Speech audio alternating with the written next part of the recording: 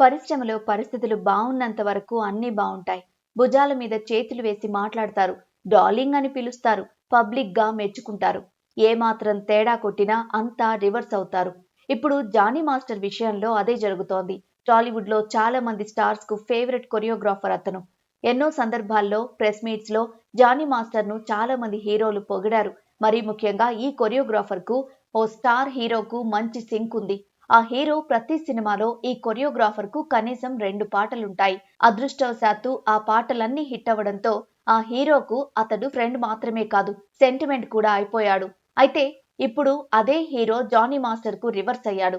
విషయాన్ని స్వయంగా film chamber కు అనుబంధంగా ఏర్పాటైన లైంగిక వేధింపుల పరిష్కార ప్యానెల్ చైర్పర్సన్ ఝాన్సీ వెల్లడించడం విశేషం.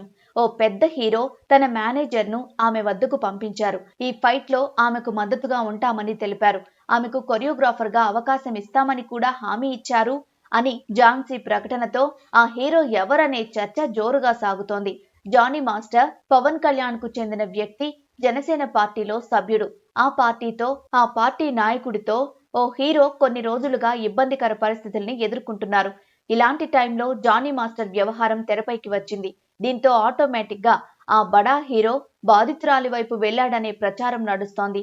నిజానికి జానీ మాస్టర్ ఎప్పుడైతే పవన్ కు, ఆయన పార్టీకి దగ్గరయ్యాడో అప్పుడే సదరు స్టార్ హీరోతో ఇక జానీ మాస్టర్ కాంబినేషన్ లో సాంగ్స్ ఉండవని అంతా ఫిక్స్ అయిపోయారు. ఎప్పుడైతే ఈ లైంగిక వేధింపుల కేసు తెరపైకొచ్చిందో ఈ కేసు ద్వారా తన కోపం తీర్చుకోవాలని హీరో ఫిక్స్ అయినట్లు తెలుస్తోంది. తెలుగు పరిశ్రమలో పైకి ప్రజాస్వామ్యం, లోపలంతా హీరో స్వామ్యం. పెద్ద సినిమాలు, మిడ్ రేంజ్ మూవీస్ వరకు హీరో చెప్పిందే వేదం. సదరు హీరో పూర్తి స్థాయిలో టార్గెట్ చేస్తే జానీ మాస్టర్ ఇక ఇండస్ట్రీకి దూరమైనట్టే అని అంతర్గతంగా నడుస్తున్న చర్చ. అయితే ఆ బడా హీరో ఎవరనేది అందరికీ తెలిసిన బహిరంగ సత్యమే కాబట్టి ఇక్కడ ఆయన పేరు రివీల్ చేయలేదు.